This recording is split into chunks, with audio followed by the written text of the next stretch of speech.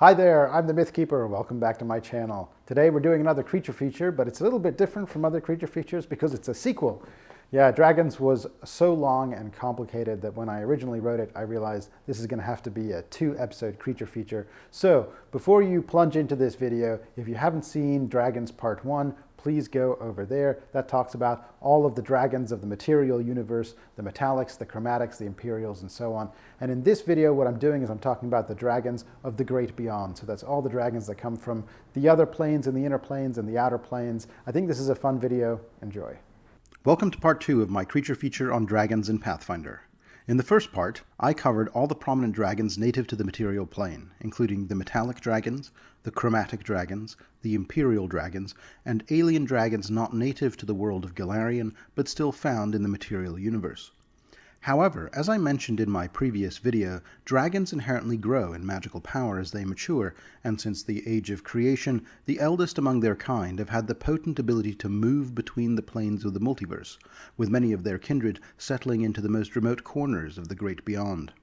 Such dragons defy the conventional rules of mortality, being mortal entities that commonly dwell in places like the Outer Sphere, which are typically reserved for post-mortal life forms. These dragons have, over many generations, evolved and adapted to these planes, acquiring a portion of the plane's quintessence into their form and reflecting the ideals and philosophies assigned to each of those planes. To enumerate these dragons from the great beyond, from the inner planes we get the primal dragons, from the outer planes we get the planar dragons, and from the transitive planes we get the esoteric dragons. In addition to the true dragons of the great beyond, I'm also going to take some time in this video to look at other draconic entities such as Linnorms, drakes, wyverns, and Pseudodragons. That being said, let's start this video with a look at the true dragons of the great beyond. The great beyond is the collective term for all the planes of existence beyond the material plane. For a more detailed look at the great beyond, take a look at my first planar video, which covers an introduction to planar cosmology in the world of Pathfinder. Just to briefly summarize, though, at the center of planar cosmology in the world of Pathfinder lies the material universe, a never-expanding place of real space that serves as the center of creation. It is also a place where quintessence, or soul stuff, can evolve through acquired experiences in the form of mortal lives, before being carried on to the outer planes by the River of Souls at the end of those experiences. Surrounding the material universe is the Inner Sphere, the first layer of the Great Beyond, which includes the First World, which is the realm that Fey creatures originate from, and the Shadow World, which is a gloomy reflection of the material universe. The Inner Sphere also includes 4 elemental planes, a plane of air, a plane of earth, a plane of fire, and a plane of water. In these 6 inner planes, there exist 6 kinds of primordial dragons. Beyond the Inner Sphere is the Outer Sphere. This is the final destination of quintessence that has been modified by life, which feeds, grows, and shapes the outer planes as that soul stuff moves through its endless cycle of birth, death, and rebirth. In traditional Pathfinder cosmological representation, although this may change with remaster, the 9 alignments define the nature of the outer planes. These planes include the Abyss, Abaddon, Axis, the Boneyard, Elysium, Heaven, Hell, the Maelstrom, and Nirvana. There are 9 kinds of dragons native to the Outer Sphere, 1 for each of the planes. Finally, the connective tissue that holds all these planes together are the transitive planes. The astral plane, the ethereal plane, as well as a host of demi-planes like the dimension of time and the dimension of dreams. The esoteric dragons typically can be found dwelling in those places. The primal dragons. Brine Dragons, from the plane of water. In the depths of the plane of water, far from the illuminating light of the plane of air, reside the Brine Dragons. These ancient creatures rule over their own realms, which expand in size and influence the deeper one ventures. The power and magnitude of these individual rulers also increase with depth. All these realms are unified under the greater empire of Kelizandrica, governed by a series of interlocking councils. At the pinnacle of this hierarchy, the Brine Lord Kelizandri rules all, though he receives counsel from his most senior advisors. Here, the Brine Dragons frequently find themselves locked in conflict with the Krakens, who they share their tenebrous domain with. Due to the Kraken's lack of unity, the Brine Dragons have often emerged victorious in these clashes, compelling many Krakens to retreat from the depths and to seek refuge in shallower waters. While Brine Dragons are inherently solitary creatures, as they grow older, their desire to assert dominance over lesser beings intensifies.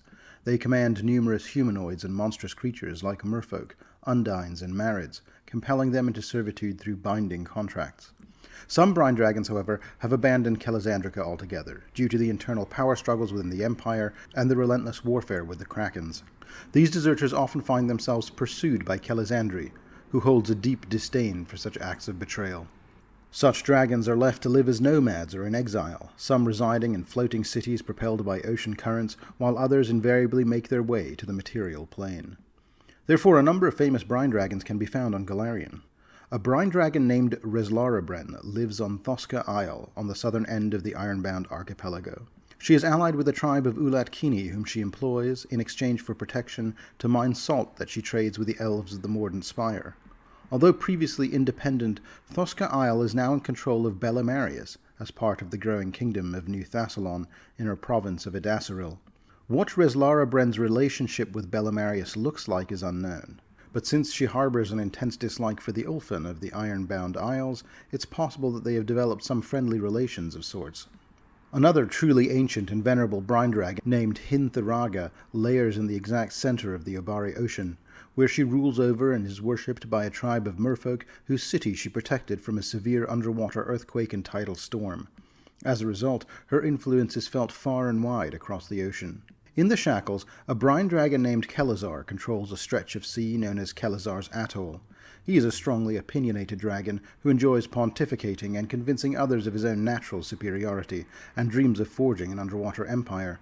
He has a small tribe of Adaros under his thumb, and wants to be treated like the ruler of a kingdom, so he is known to treat amicably with the pirates of the Shackles, if they show him sufficient deference, considering that to be the kind of political maneuvering that all rulers should engage in.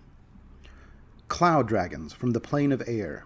Cloud Dragons possess distinct four-horned heads and short snouts, and their bodies emit little wisps of smoke as they move, giving them an ethereal appearance.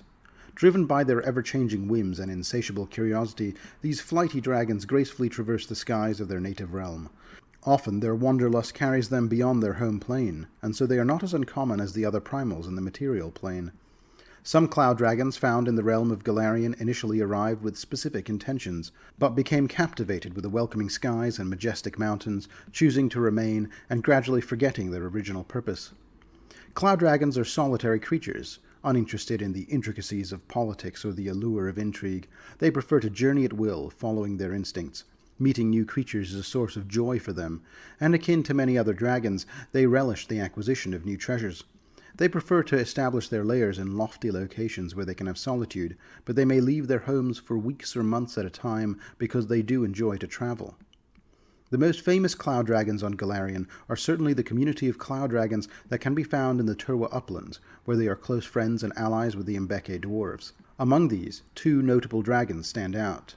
Sekurarot the Mist, the eldest of the Cloud Dragons, an honorary member of the Mbeke Council of Speakers who has offered guidance to the Mbeke Kingdom since their civil war over a millennium ago, and the dragon Corsairizix, who has for generations been the loyal protector of the dwarven port city of Clareng, and who can frequently be sighted flying alongside King Thabsing Blood-Eye's mighty flagship, the Kept Oath. In the ruins of Bloodsalt, the so-called ruined city of the dragon speakers, a zombie cloud dragon named Ixame haunts the place where her eggs were petrified by toxic gases. In her grief-stricken rage, she entered a kind of limbic undeath, and she is one of the graver dangers in that ruin. Crystal Dragons from the Plane of Earth. Crystal dragons possess a captivating appearance, with some appearing to be covered in precious gemstones, while others seem to be intricately carved from living crystal. They are solitary creatures, with a generally benevolent nature, but they are vain too, and this makes them prone to taking offense easily.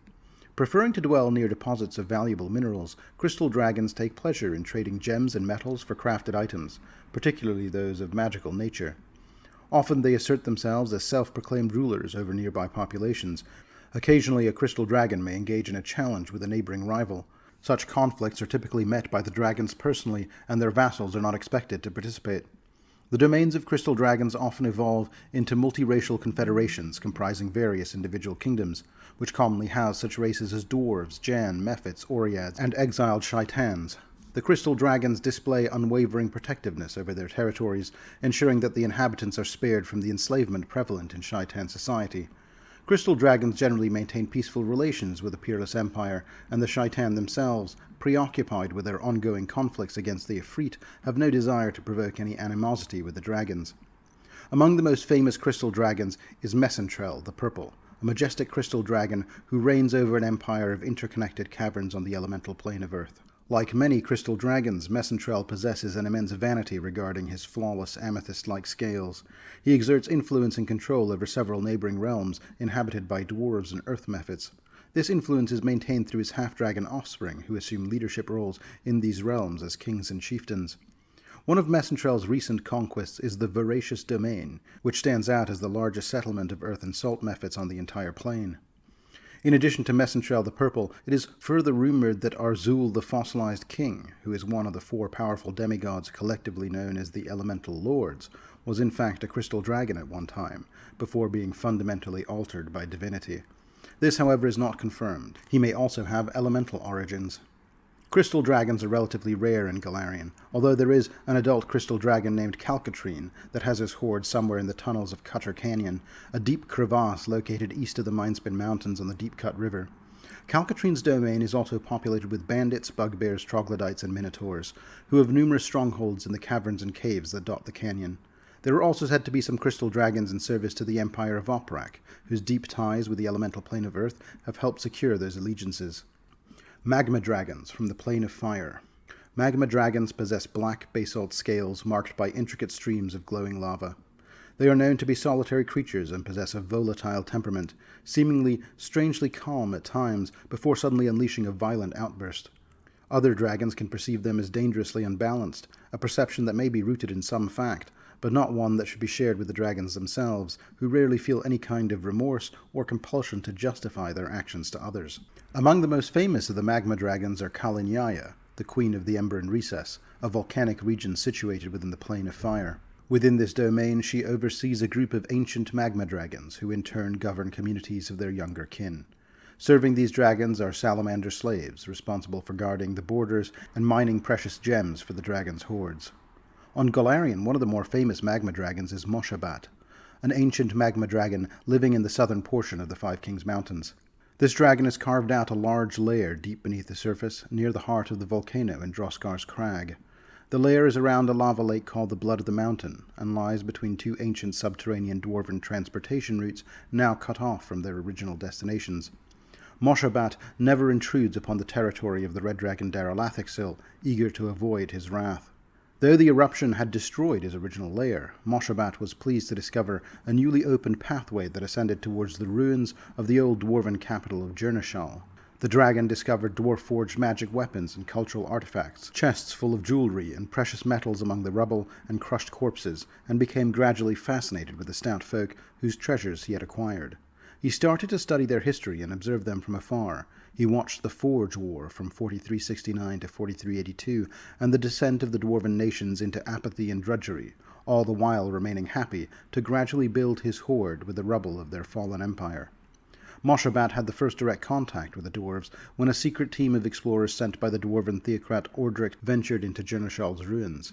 The team was led by Bravitsor Broak and carried with it a powerful artifact.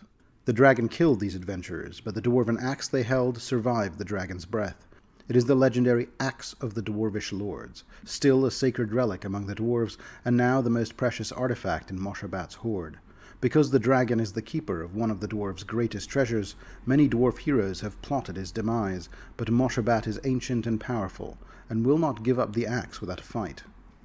Umbral Dragons from the Plane of Shadow. Torn between the material plane and the plane of shadows, Umbral Dragons do not truly belong to either. As fearsome as any dragon, they possess a breath that scours the very life force of their opponents, and can also devour incorporeal undead by tearing at the essence of their undead souls. They possess sleek and sinuous bodies, cloaked in a deep black shade reminiscent of the darkest shadows, and their tails taper to snake-like points. Their faces are smooth, and their horns sweep backwards behind their heads. Their eyes, resembling deep crimson pits, add to their striking appearance. Umbral dragons primarily reside within the Plane of Shadows. However, when venturing beyond their native realm, they gravitate towards environments that emulate the darkened depths. These layers can be found in dimly lit and overgrown forests, gloomy swamps, storm-ridden mountaintops, and lightless underground caverns. A unique feature of the Umbral Dragon lies in their peculiar choice of prey, incorporeal undead. The extent to which they derive nourishment from such ghostly victims remains uncertain, but they actively seek out haunted ruins to feast upon undead creatures, thus contributing to their fearsome reputation. Furthermore, their ability to consume the ethereal undead and employ negative energy breath weapons have made them desirable mounts for powerful undead beings. Despite the risks involved, influential vampires, liches, and necromancers alike have all sought out Umbral Dragons to subdue and tame. On Golarion, Umbral Dragons exhibit a preference for specific locations, including the shadowed lands of Nidal, the Midnight Mountains, and the Vaults of Orv.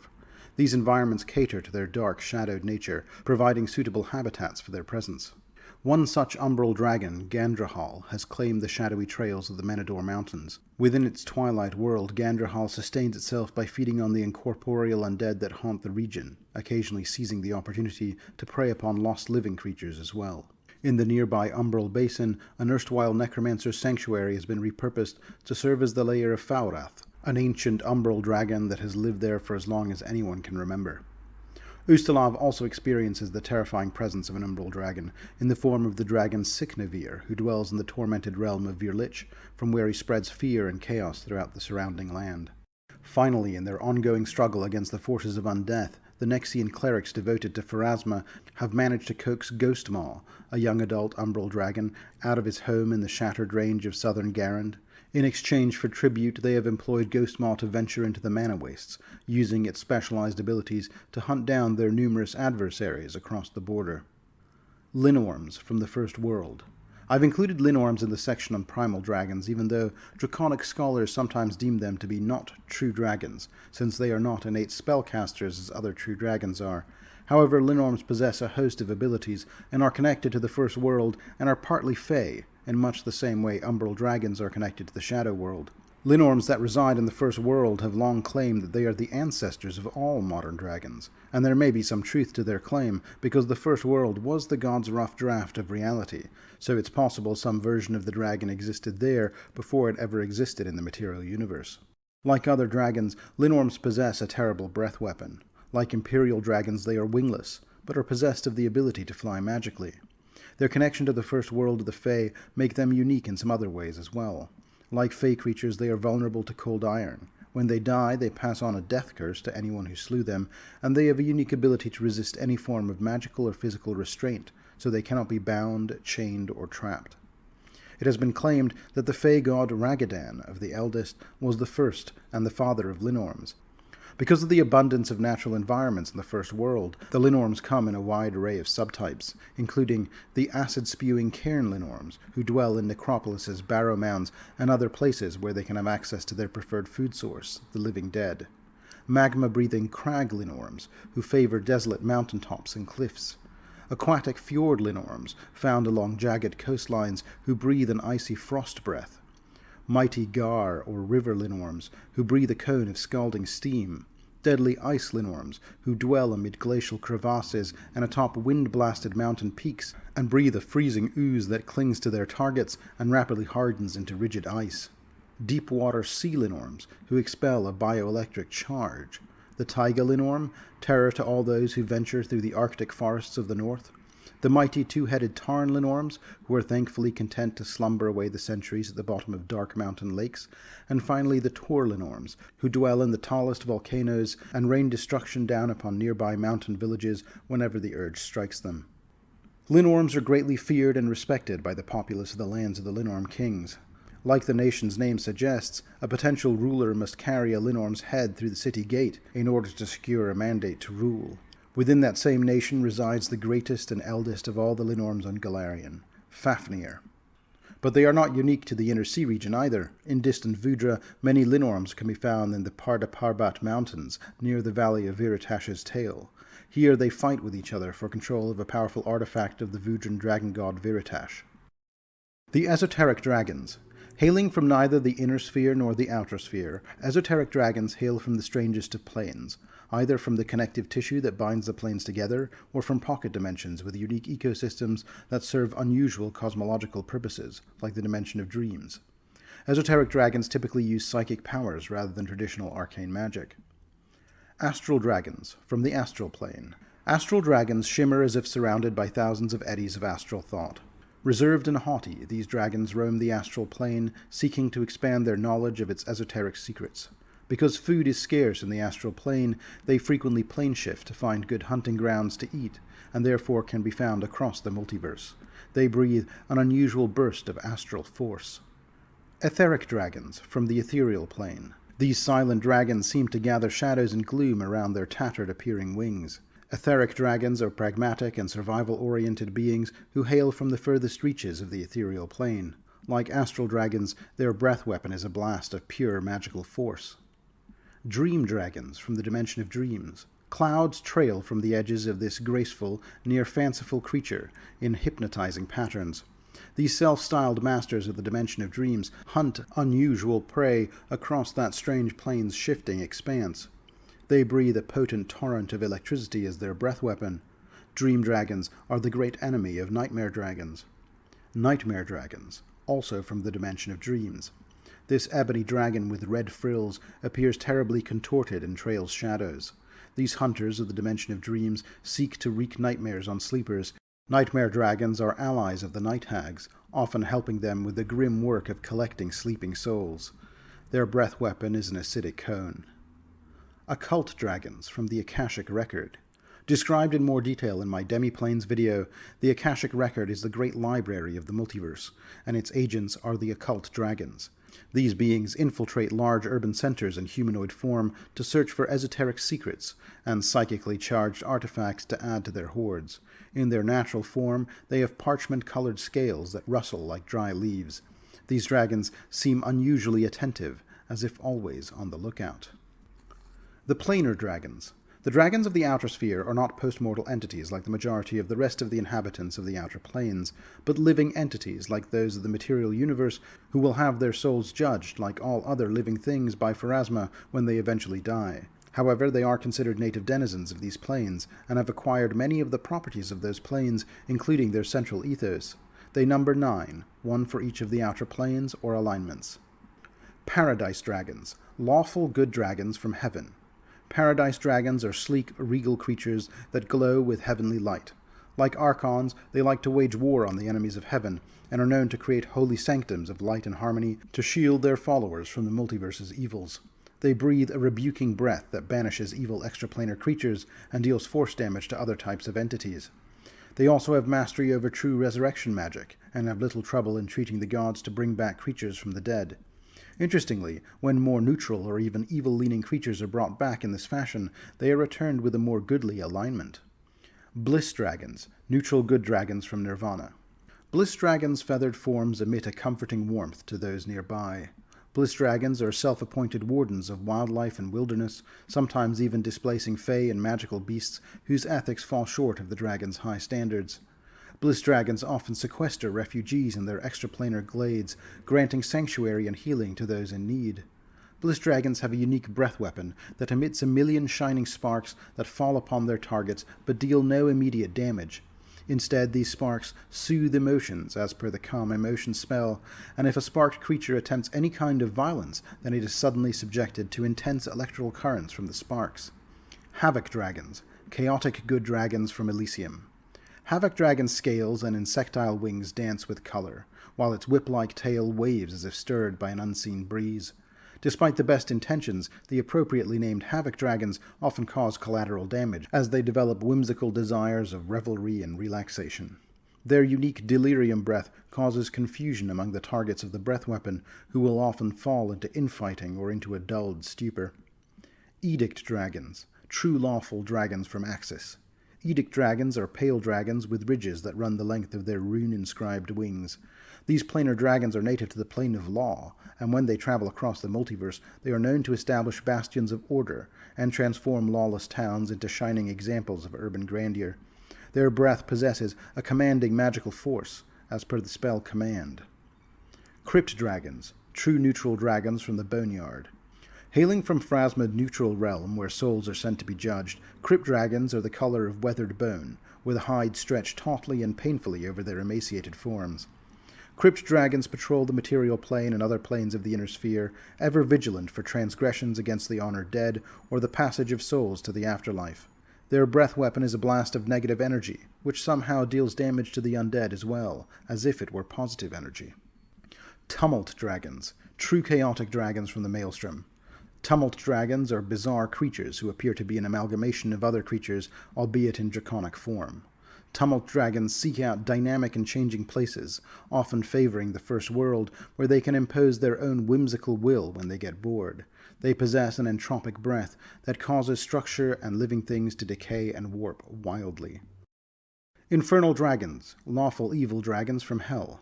Cruel horns frame this dragon's head. Its body glows faintly with malicious heat.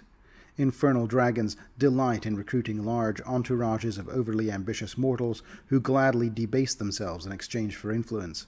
Their breath weapon is potent hellfire, being half fire and half unholy negative energy. Any creature killed by the flames of an infernal dragon has its soul condemned to hell, regardless of what its original destination might once have been. Apocalypse Dragons, neutral evil dragons from Abaddon. Gangrenous wounds mar this dragon's twisted body. Like the demons of Abaddon, Apocalypse Dragons are fiercely territorial, competitive, and love to ravage places of growth, life, and fecundity. Apocalypse Dragons breathe an icy cone of cold that also confers a debilitating disease with no onset time. Creatures killed by Apocalypse Dragons waste away, and they are particularly difficult to bring back to life. Rift Dragons, chaotic evil dragons from the abyss. The most unpredictable and dangerous of all true dragons, this dark-scaled dragon has massive claws and foul-smelling acid drips from its saber teeth. Wherever they go, Rift Dragons only leave behind shattered ruins in their wakes. Although Rift Dragons naturally breathe acid, they can also on occasion breathe a line of destructive force that affects targets as per the Disintegrate spell, atomizing anything in its path. Other draconic creatures. Drakes. A drake is a degenerate cousin of a true dragon. They share many of the traits of true dragons. They have sturdy, leathery wings, reptilian forms, dangerous breath, and even the ability to speak, but they have 2 legs instead of the dragon's 4, and they lack their greater intelligence. A pack of drakes is called a rampage, and drakes reach reproductive maturity earlier than true dragons do, and are consequently much more common. Drakes breed every 5 years, laying clutches of eggs that must be incubated for 3 to 6 weeks under specific conditions, particular to each drake species.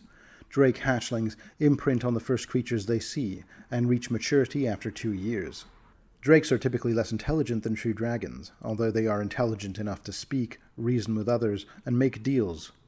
However, they lack the patience, diplomacy, and long-term planning of their greater relatives, making them more prone to violence. Very rarely, drakes form strong bonds with other intelligent beings, with whom they become companions. Such drakes typically refer to their partners as their charges, as they refuse to name any other being as their master. These bonds typically form after years spent by the other party winning the drake's trust. Due to both the time necessary to forge this bond and the rarity of drakes capable or willing to become another being's companion, these drakes are typically viewed as irreplaceable by their charges. Due to the wide variety of drake species and their adaptations, it is rare to find any part of Golarion without their presence. Drakes are often considered nuisances by humanoid races, albeit dangerous ones, and some governments even offer rewards to decrease their population. Drake eggs are highly valued commodities as well, serving as spell components, consumed as food, and most commonly incubated to hatch drake mounts and guardians. However, this trade is outlawed in many societies due to the intelligent nature of drakes. There are also those who establish contact and make deals with individual drakes, either to protect their property in exchange for treasure, or to enhance a city's defenses by forming alliances with them. Wyverns. Sometimes considered a subcategory of drake by draconic scholars, wyverns are blue-scaled creatures with barbed, poison-tipped tails. Wyverns favor warm and temperate areas, particularly hills, although they can dwell in many environments. They usually claim an area of about 100 to 200 square miles as their exclusive hunting territory, and fight any other wyverns to the death over their domain. Wyverns are highly aggressive creatures, and though capable of speech, have little interest in conversation beyond taunting prey, issuing territorial challenges, or demanding tribute. These violent tendencies and lack of sophistication, even by drake standards, result in many seeing wyverns as barely more sentient than animal forms. When hunting, wyverns prefer to crash into their target's talon first, as their resilient bodies take little damage from such collisions, in order to stun their prey before injecting them with their venom and carrying them off. As wyverns may sometimes lack the strength to carry intact prey items in flight for extended periods of time, they prefer to drop subdued prey from great heights and afterwards pick through their remains. Wyverns can be found in various locations throughout the Inner Sea region, from the frozen Antler Rock in the Linnorm kingdoms all the way to Dahak's Teeth in the Shackles, where Ashok's wyverns instill fear among the people of Garand. They are also very common in the tours of the Levanese in the Stolen Lands.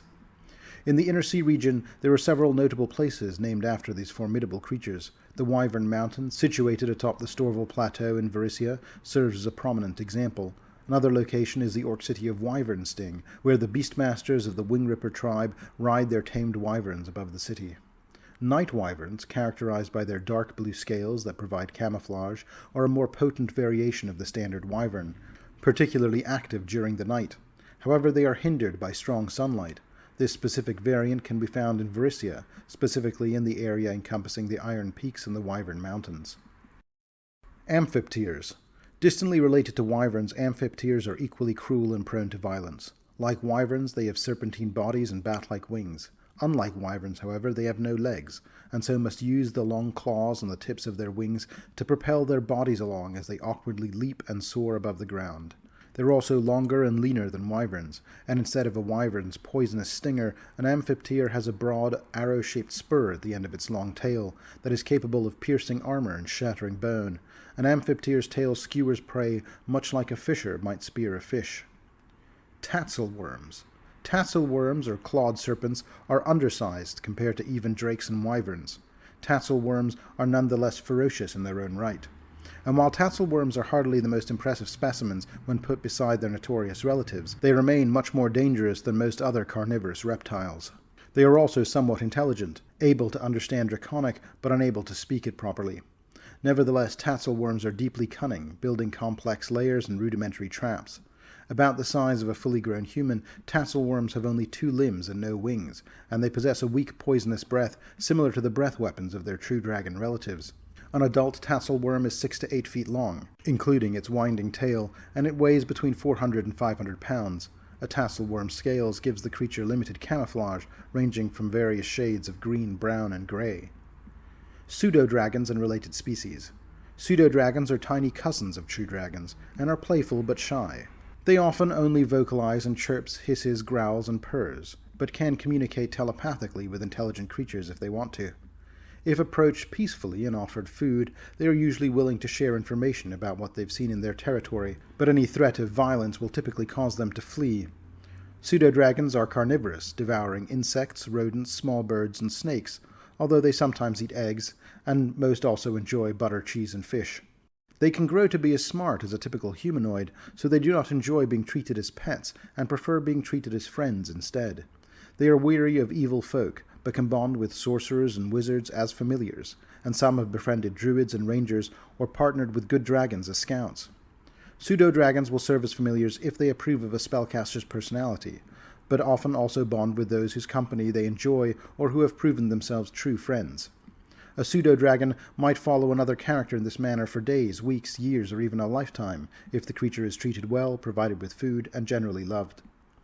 There are a few related species to pseudo-dragons, including such draconic creatures as calligraphy worms, which are tiny creatures that serve as lore keepers with their natural proclivity for reading and recording information, fairy dragons, which are whimsical butterfly-winged dragons of similar size and ecology to pseudo-dragons, and tide pool dragons, which are tiny aquatic dragons preferring to inhabit coastal regions throughout the world's warmer climates.